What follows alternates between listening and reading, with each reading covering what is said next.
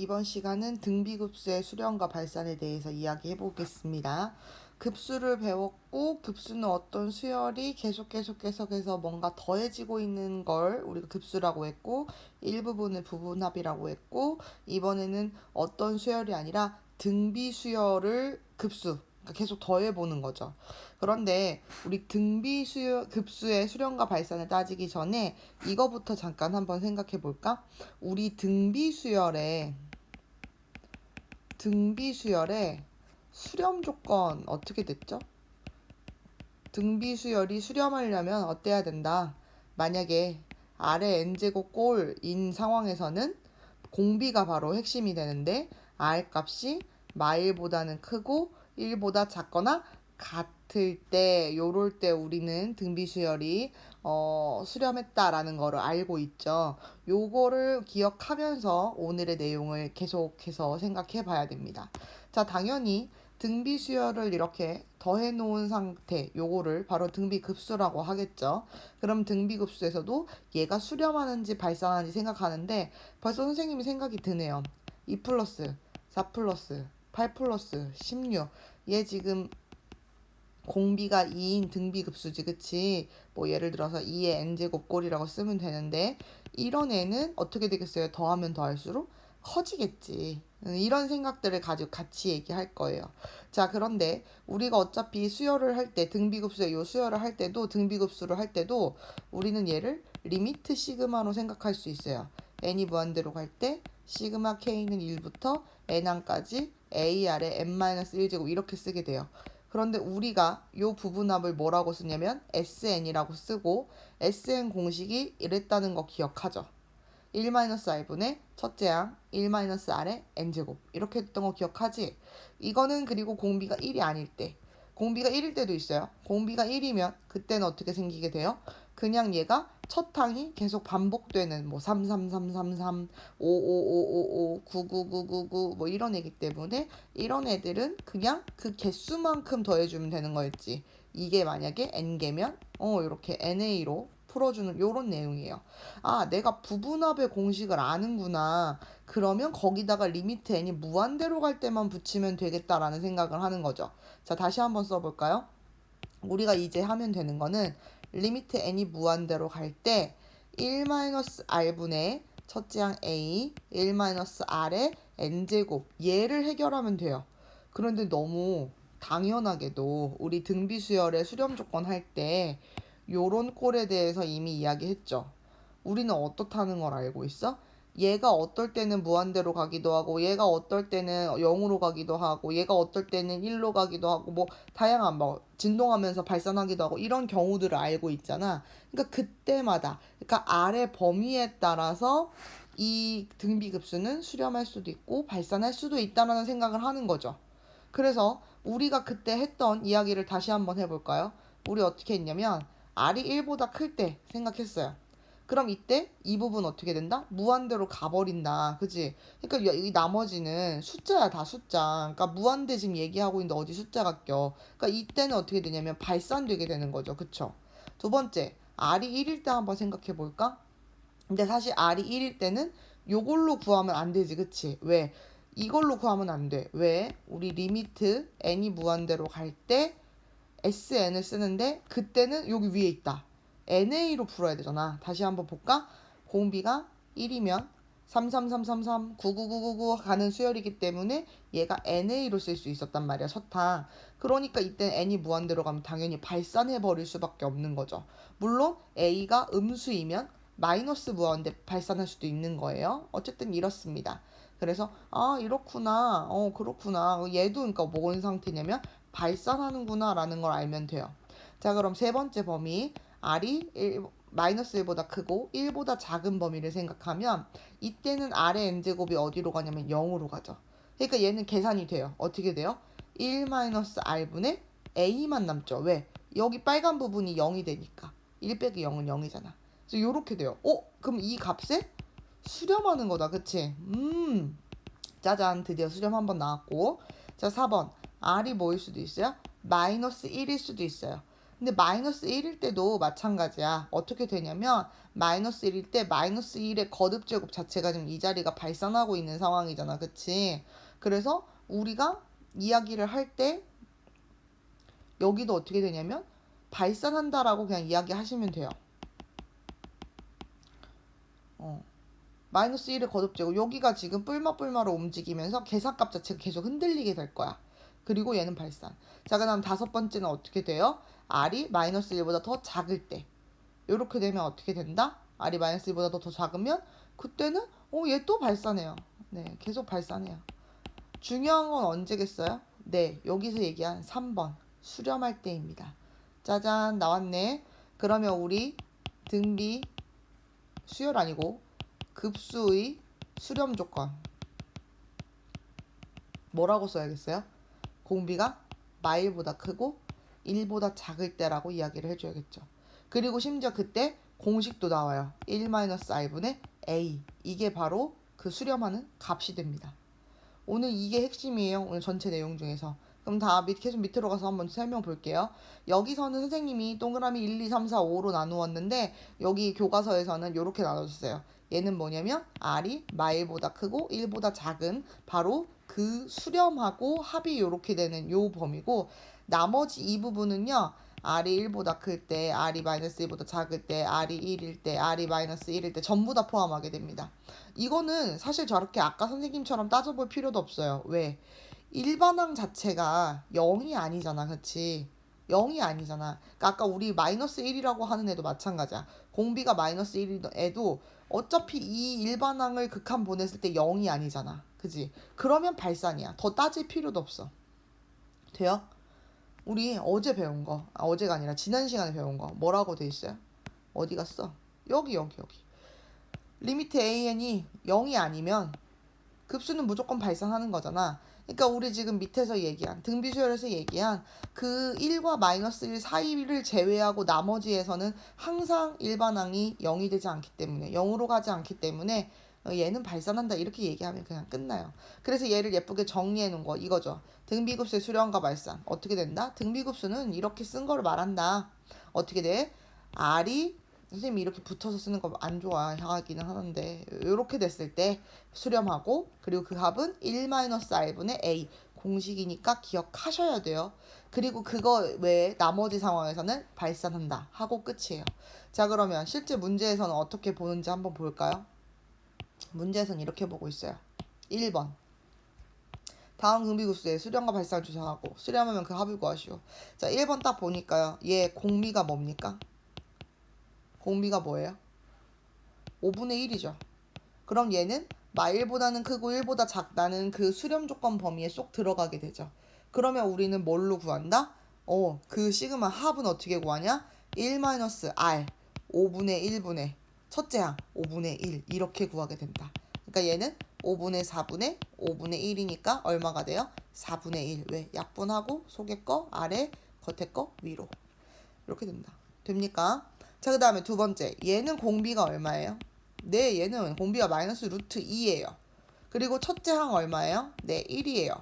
자, 마이너스 루트 2는 마이너스 1.414 뭐 이렇게 되는 애지, 그치? 그럼 얘는 이미 마이너스 1보다도 더 작다는 걸 알 수 있죠.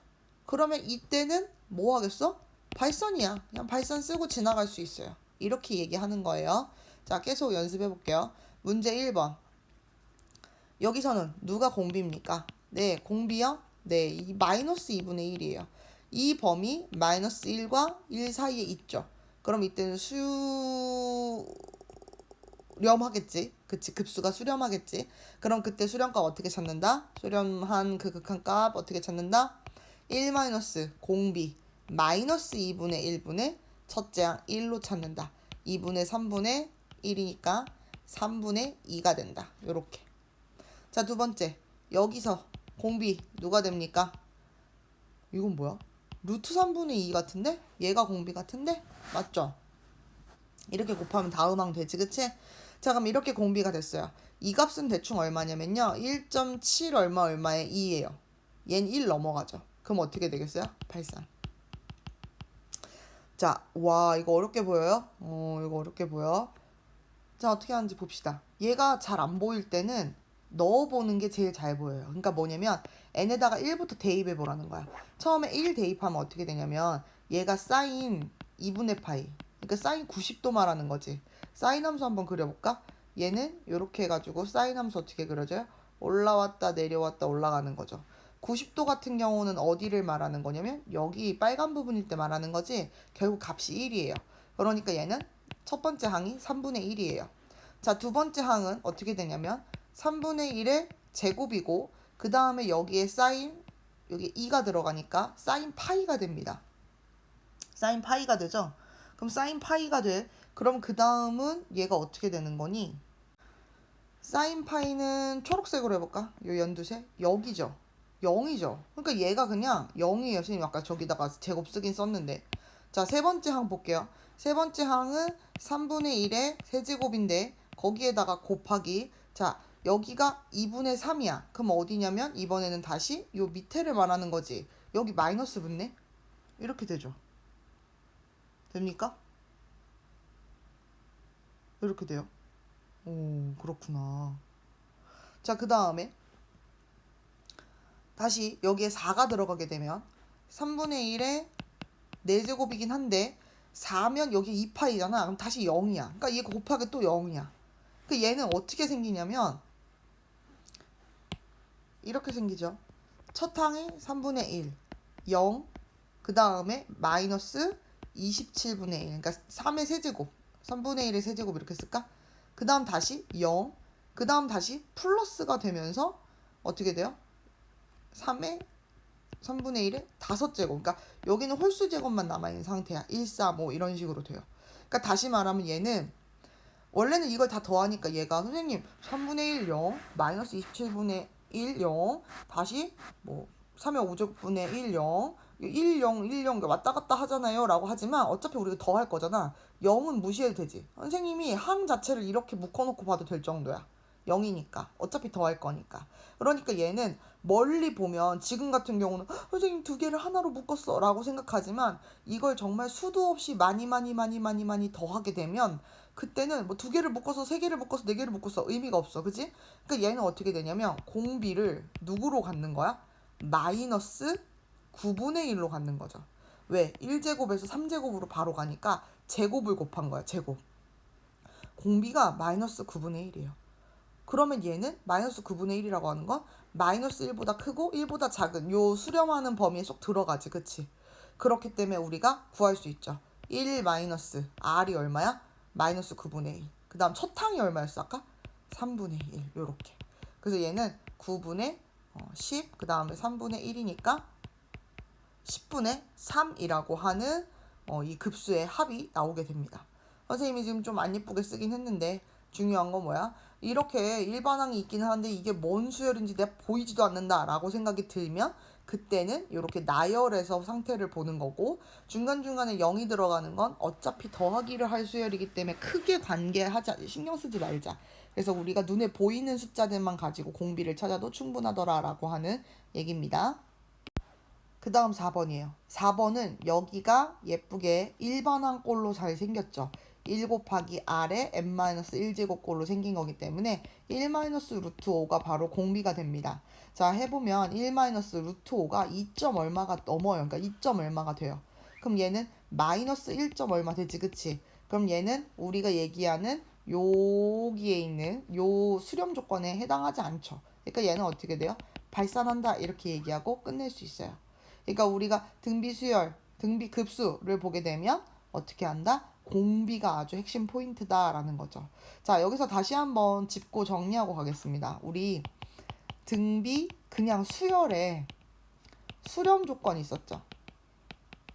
얘는 어땠냐면 R의 n제곱일 때, 요럴 때 R이 마이너스 1보다 크고 1보다 작거나 같아야 돼요. 그 선생님이 전에 수업할 때 여기 막 빨간색 쳤던 것 같은데 안 쳤나? 자, 이렇게 되고요. 등비 급수의 수렴 조건이 있죠. 그 급수의 수렴 조건. 그럼 이때는 R이 어떻게 됐어요? 마이너스 1보다 크고 1보다 작았어요. 자, 우리 지금 보면 여기 요 등호라고 붙어있는 여기 지금 초록색으로 했다가 까만색으로 했다가 빨간색으로 하는 지금 이 부분이 여기는 있지만 여기는 없죠. 왜 그래요? 만약에 공비가 1이라고 하더라도 어쨌든 수열의 일반항이 얼마로 남아있는 거잖아. 3, 3, 3, 3, 3, 9, 9, 9, 9, 9. 선생님이 만약에 되게 작은 수열을 만들어서 0.01, 0.01, 0.01 한다고 하더라도 이게 꾸준히 더해지는 거는 발산하게 되더라는 거야. 그치? 그러니까 이 공비가 1인 경우를 등비 급수에서는 빼줘야 돼. 나중에 문제가 섞여서 나오면 우리가 순간적으로 공식 외운 걸로 딱 풀어버리는데 이 1 넣고 안 넣고에 따라서 답이 틀리게 된다라는 거 주의 깊게 생각해 주세요. 자, 그럼 예제 2번으로 가서 한번 보도록 할게요.